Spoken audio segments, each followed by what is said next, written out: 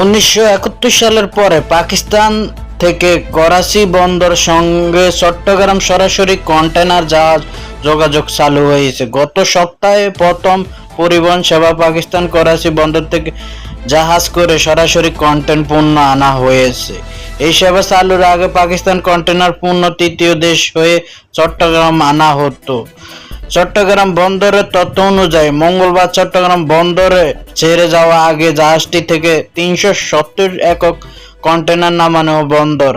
এর মধ্যে পাকিস্তান করাচি বন্দর থেকে আনার হয়েছে 297 একক কন্টেইনার। সংযুক্ত আরব আমিরাত থেকে আনা হয়েছে 73 একক কন্টেইনার। তারই মধ্যে ভারতের কপাল পুড়েছে।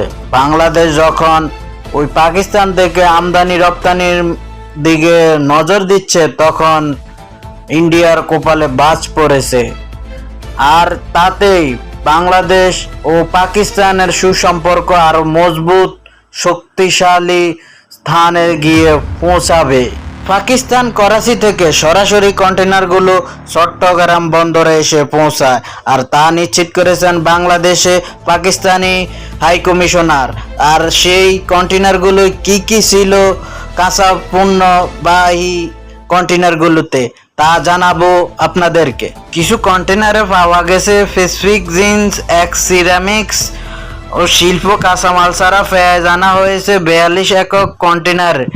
পেঁয়াজ রয়েছে 611 টন। এর বাইরে 14 একক কন্টেইনারে আলু আমদানি করা হয়েছে 203 টন। এইসব প্রতিষ্ঠানগুলো আকিজ গ্যালাস কারখানা, নাসির প্লট, ফার্মাসিউটিক্যাল সহ বিভিন্ন প্রতিষ্ঠান এইসব কন্টেইনার আমদানি করেছেন।